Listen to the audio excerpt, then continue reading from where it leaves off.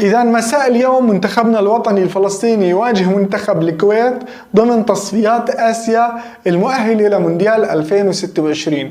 أهمية المباراة بأنه فوز المنتخب الفلسطيني اليوم على الكويت بيضمن له التأهل المباشر للدور النهائي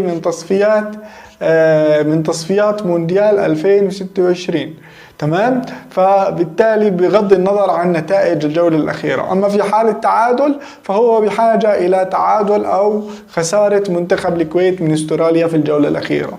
أما في حال الخسارة فبصير بحاجة للفوز على لبنان زائد خسارة منتخب الكويت من استراليا فعليا في الجولة الأخيرة. لذلك حتى يتجنب السيناريوهات المعقدة الفوز ضروري جدا.